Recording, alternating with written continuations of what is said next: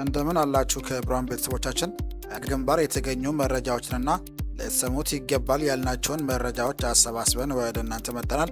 እናንተም ሰብስክራይብ፣ ሼር እያደረጋችሁ በርታት እንድትሆኑ ዘንድ እየተማጸንን በቅድሚያ አርዕስተ ዜና እናሰማችኋለን።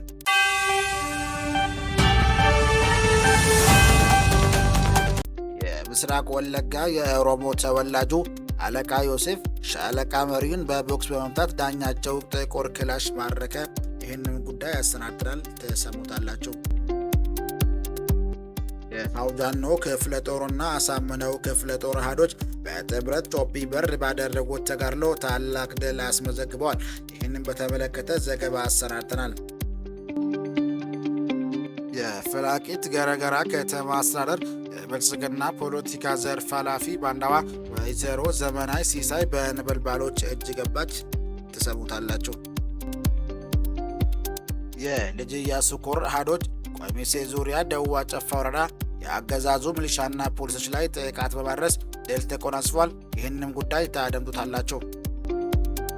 በትላንትናው ዕለት በጃቢ ጻህናን ወረዳ ንጹሃን በአሰቃቂ ሁኔታ ተገደሉ። በሰፊው ተሰሙታላችሁ።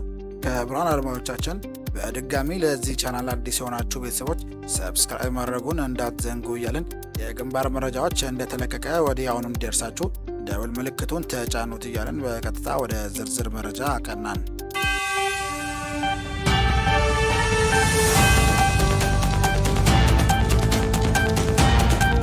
የምስራቅ ወለጋ የኦሮሞ ተወላጁ አለቃ ዮሴፍ ሻለቃ መሪውን በቦክስ በመምታት ዳኛቸው ጥቁር ክላሽ ማረከ። ኦሮሞ ተወላጁ አለቃ ዮሴፍ ዳኛቸው ጠላት ቀጠና በመሄድ ሻለቃ አዛዡን በቦክስ በመምታት ጥቁር ክላሽ መማረክ ይችላል። አለቃ ዮሴፍ ዳኛቸው የሚባል ታጋያችን የትግል ህይወቱን የጀመረው በሰሜኑ ጦርነት ወቅት ሲሆን የመከላከያ ስልጠናውን የወሰደው በሸለቆ ነበር። ዮሴፍ ዳኛቸው ከአሻራ ሚዲያ ጋር በነበራቸው ቆይታ እንደተናገረው በሰሜኑ ጦርነት ጊዜ ብሬን ተኳሽ ሆኖ 3 ዓመት ያገለገለ ሲሆን ጀብድ መስራቱን ልምድ ያገኘው በዚያው ወቅት እንደሆነ ተናግሯል። የአማራ ፋኖ የትግል አብዮት በወር ሐምሌ 2015 ዓ.ም አብዮቱ በይፋ ሲጀመር የፋኖን ትግል ዓላማና ግብ ቀድሞ የተረዳ ንቁ አርበኛ ነበር። ሐምሌ 5 2016 ዓ.ም አንድ ብሬን ይዞ በመውጣት ገረመው ወንዳወክ ብርጌድን በመቀላቀል ይታወሳል። ፋኖ ከገባ በኋላ ስናይፐር ጨምሮ ከ10 በላይ መከላከያ አስከድቷል። ከሰሞኑ ኅዳር 2018 ዓ.ም ቋሪት ወረዳ ገነት አቦ የገባውን የጠላት ካምፕ ጥናት በማድረግ ሻለቃ አዛዡን ግንባሩን በቦክስ በመምታት ጥቁር ክላሽ መማረክ ችለዋል። ስሜ አስር አለቃ ዮሴፍ ዳኛቸው እባላለሁ። ከምስራቅ ወለጋ ሳስጋ ወረዳ መከላከያ ነበርኩ። አሁን 2016 የሐምሌ 5 ወጥቼ እስካሁን ፋኖ ጋጋ ነው ያለሁት። ፋኖ ጋጋ መጥቼ እስከ ዛሬ የሰራሁትን ጀግንነት አንድ ብሬና አንድ ጥቁር መሳሪያ ይዤ ወጥቻለሁ። ከምስራቅ እዝ 302 ኮር 76ኛ ክፍለ ጦር 3ኛ ሻለቃ 2ኛ ሻምበል 4ኛ መቶ ከዚህ ነው አንድ ጥቁር መሳሪያና አንድ ብሬን ይዤ የወጣው። መጣውና ወደ ገረሙ ገባው። እዚህ ቋርት ገባው። ገነጣቦ ነበር የምኖረው። አሁን ደግሞ ይሄን እየሰራው አንድ ሻምበል አሰልጥኛለሁ። ፋኖ አሰልጥኜ በዚህም እየኖርኩ አሁን ደግሞ ድጋሜ 2018 3ኛ ወር ገብቼ አንድ ከአመራር ሻለቃ 3 ከሻለቃ መሪው አንድ መሳሪያ ነጥቄ መጥቻለሁ። በቦክስ ብዬ ነጥቄ መጥቻለሁ። አሁንም ይሄን ያያችሁ ፎሎ ብታደርጉልን ደስ ይለናል። አድማጭ ተመልካቾች ባለ ታሪካችን አርበኛ ፋኖ አስር አለቃ ዮሴፍ ይባላል። ብሬን ይዞ የገባ ሻለቃ መሪውን በቦክስ ብሎ አሁንም ጠላት ካምፕ ድረስ በመሄድ ጥቁር ክላሽ የማረከ ሙሉ ዝግጅቱን በአሻራና በመረጃ ሳተላይት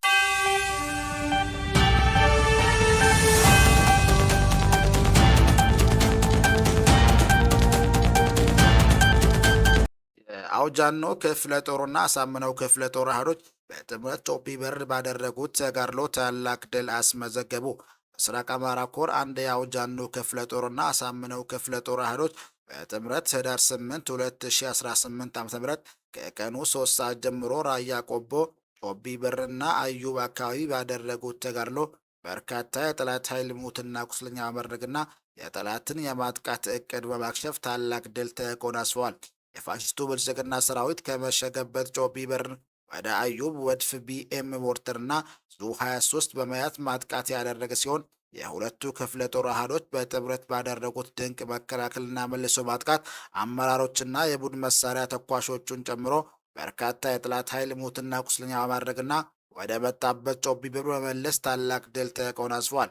ቀን 3 ሰዓት ጀምሮ እስከ ምሽቱ 2 ሰዓት ተኩል ድረስ በዘለቀው ተጋድሎ በርካታ ሰራዊቱ የመታበት ጠላት በአምቡላንስና በኦራል ቁስለኛ ወደ ወልዲያ እያመላለሰ ባለበት ሁኔታ ቆቦ ከተማ አካባቢ አንድ ባጃጅና 2 ብስክሌት በመግጨት በሰው ሕይወትና በንብረት ላይ ጉዳት አድርሷል።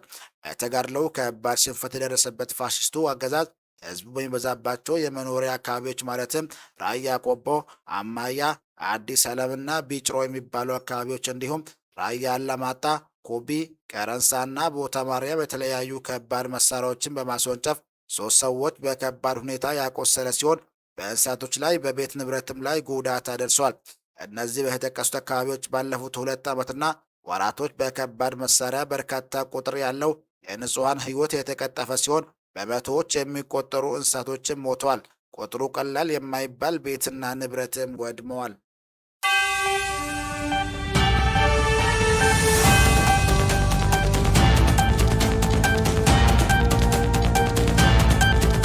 የፍላቂት ገረገራ ከተማ አስተዳደር የብልጽግና ፖለቲካ ዘርፍ ኃላፊ ባንዳዋ ወይዘሮ ዘመናዊ ሲሳይ በነበልባሎች እጅ ገባች። ከመቄት ወደ ባህር ዳር በመጓዝ ላይ በጨጨሆ ኪላ የፍላቂት ገረገራ ከተማ አስተዳደር የብልጽግና ፖለቲካ ዘርፍ ኃላፊ ባንዳዋ ወይዘሮ ዘመናዊ ሲሳይ በነበልባሎች ቁጥጥር ስር ዋለች። ባንዳዋ የአብይ አህመድ ተላላኪ ዘመናዊ ሲሳይ የአማራ ብልጽግና አመራር ከመላላክ ውጭ ሌላ ሚና የለንም ስትልም ገልጻለች። የፍላቂት ገረገራ ከተማ አስተዳደር የብልጽግና አመራሮች በስልጣን ሽኩቻ እየተተራመሱ መሆኑን ጨምሮ ሌሎች ወሳኝ መረጃዎችንም ለነበልባሎቹ አደርሳለች። በመቄትና ጋይንት የሚንቀሳቀሱ ፋኖች የፈጠሩት ቀጠናዊ ትስስር የባንዳን ራስ ምታት መሆኑን የፋኖ አመራሮች ገልጸዋል። መዳረሻው ድልና ነጻነት የሆነው የአማራ ሕዝብ የህልውና ተጋድሎ ተጠናክሮ ይቀጥላል።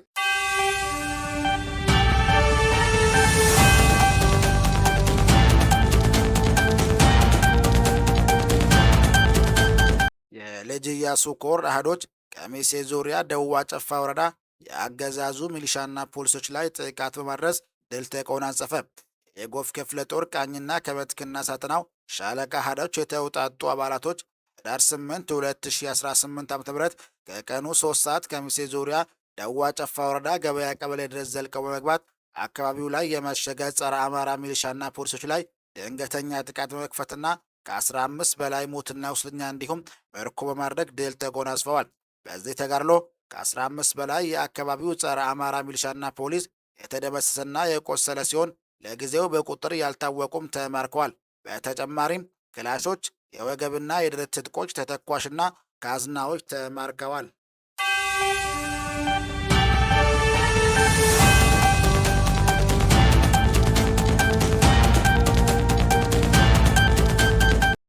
በጃቢ ጠህናን ወረዳ ንጹሐን በአሰቃቂ ሁኔታ ተገደሉ።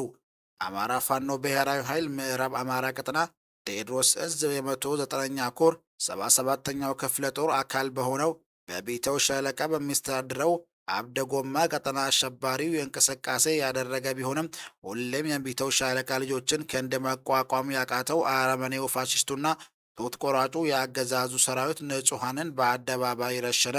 ጡት ቆራጩ የአገዛዙ ሰራዊት የመጣበት ዓላማ ሳይሳካለት ሲቀር ምንም አይነት ከትግሉ ጋር ግንኙነት የሌላቸውን 3 ግለሰቦች በመረሸን አረመኔያዊ ተግባሩን ፈጽመዋል። ብራን አረባዮቻችን ለዛሬ ያዘጋጀንላችሁ መረጃዎችን ይመስል ነበር። ሰብስክራይብ ማድረግ፣ ደወል ምልክቱን መንካት እንዳይጠፋችሁ እያልን በሌላ ዜና እስክንገናኝ መልካም ውሎ እንመኝላችኋለን።